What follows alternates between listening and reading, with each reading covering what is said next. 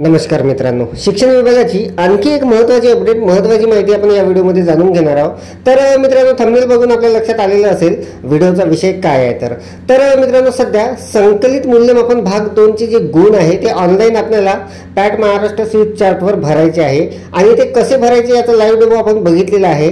तर मित्रांनो, ते मार्क भरताना ऑनलाईन पॅट महाराष्ट्रावर आपल्याला काही समस्या येत आहे, तर त्या समस्याचं निवारण आपण या व्हिडिओमध्ये करून घेणार आहोत। तर मित्रांनो, VSK टीम म्हणजे विद्या समीक्षा केंद्र पुणे यांच्यातर्फे एक मार्गदर्शन आलेलं आहे आणि त्या अंतर्गत आपल्याला जर गुण भरताना काही अडचणी येत असतील तर त्या अडचणी आपण कशा सोडवायच्या याची संपूर्ण माहिती आपण जाणून घेणार आहोत। तर नमस्कार, मी राज मेश्राम, मराठीशाळा.com या यूट्यूब चॅनलवर पुन्हा एकदा आपलं सहर्ष स्वागत आहे। मित्रांनो, अत्यंत महत्त्वाची माहिती असणार आहे। स्वीप चार्ट पॅट महाराष्ट्रावर आपल्याला संकलित मूल्यमापन भाग 2 चे जे गुण भरायचे आहे ते ऑनलाईन भरताना आपल्याला काही अडचणी येत आहेत, त्यावरील उपाय काय असणार आहे याची संपूर्ण सविस्तर माहिती जाणून घेण्यासाठी व्हिडिओला स्किप न करता पूर्ण बघा। चॅनलवर जर नवीन असाल तर चॅनलला सबस्क्राइब करायला विसरू नका आणि व्हिडिओ जर आवडला तर व्हिडिओला लाईक व शेअर करा। चला तर मग सुरू करूया।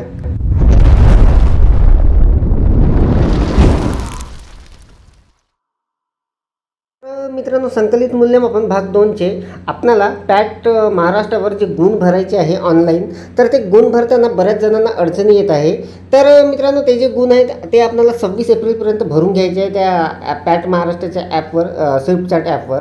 तर मित्रांनो, आपल्याला जर काही समस्या येत असतील, त्यामधल्या काही कॉमन समस्या आहेत, त्या जर समस्या आपल्याला जर येत असतील तर त्यावर उपाय काय असणार आहे याची माहिती सविस्तर आता आपण जाणून घेणार आहोत। तर मित्रांनो, विद्या समीक्षा केंद्र VSK पुणे यांच्यातर्फे एक पत्र जारी करण्यात आलेलं आहे आणि त्यामध्ये त्या समस्येवर काय उपाय असणार आहे हे संपूर्ण माहिती देण्यात आलेली आहे। तर सविस्तरपणे आता ती संपूर्ण माहिती आपण जाणून घेणार आहोत, जेणेकरून आपल्याला यापैकी जर काही समस्या येत असतील तर त्या समस्येचं आपलं निवारण होणार आहे। तर बघा मित्रांनो, इथे स्क्रीनवर आपल्याला एक पत्र दिसत असेल, विद्या समीक्षा केंद्र VSK पुणे पॅट 3 माहिती भरताना वारंवार उद्भवणाऱ्या प्रश्नाची उत्तरे।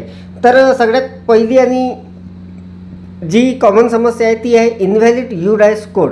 तर यावर उपाय काय असणार आहे, आपल्या शालार्थ पोर्टलवर शाळेचा UDIS कोड अगदी बरोबर असल्याची खात्री करा। चुकीचा UDIS कोड असल्यास मुख्याध्यापक DDO कोड 1 यांनी शालार्थ पोर्टलवर अपडेट करावा व गटशिक्षणाधिकारी म्हणजे DDO 2 यांच्याकडून तो अप्रूव्हल घेऊन घ्यावा। तरी प्रश्न सुटत नसल्यास तालुका समग्र शिक्षा डेटा ऑपरेटरशी संपर्क करून UDIS कोडची पडताळणी करून घ्यावी। त्यानंतर दुसरी जी समस्या आहे ती आहे इनव्हॅलिड मोबाईल क्रमांक। बऱ्याच जणांना ही सुद्धा समस्या येत आहे। सध्या वापरत असलेला मोबाईल क्रमांक मुख्याध्यापक किंवा DDO 1 यांनी शालार्थ पोर्टलवर अपडेट करावा व गटशिक्षणाधिकारी म्हणजे DDO 2 यांनी अप्रूव्हल दिल्यानंतर किमान 8 दिवस प्रतीक्षा करावी। त्यानंतर तिसरी एक महत्त्वाची समस्या इथे येत आहे, जे बऱ्याच बांधवांना येत आहे, इनव्हॅलिड शालार्थ ID किंवा शिक्षक ID।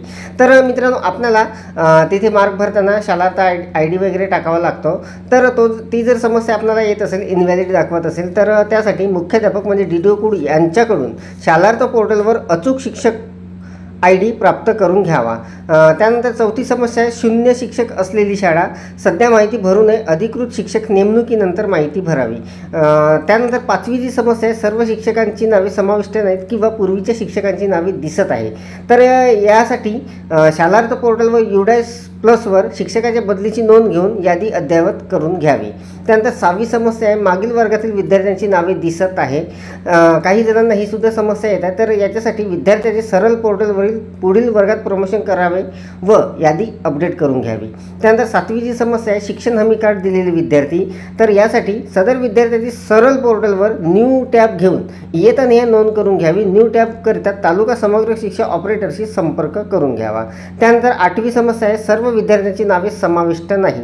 यासाठी जो उपाय आहे तो आहे आपल्या वर्गातील मुलांची नावे सरळ व UDIS पोर्टलवर अद्ययावत करावी। त्यानंतर यादी उपलब्ध होईल।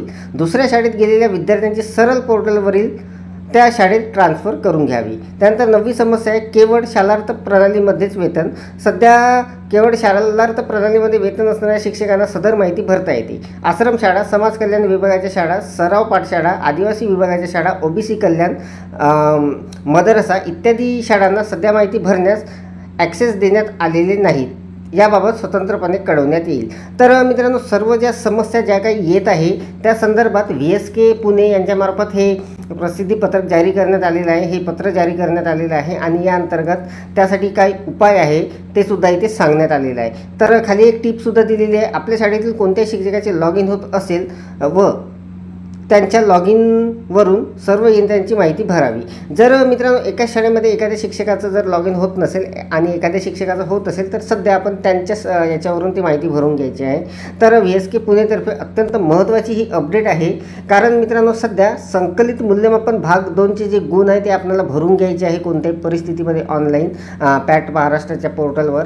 तर ते कसे भरायचे याची माहिती आपण या अगोदरच बघितलेली आहे, परंतु जर आपल्याला काही समस्या येत असेल अशा पद्धतीच्या तर त्यासाठी काही उपाय आहेत ते सुद्धा आपण बघितलेले आहे।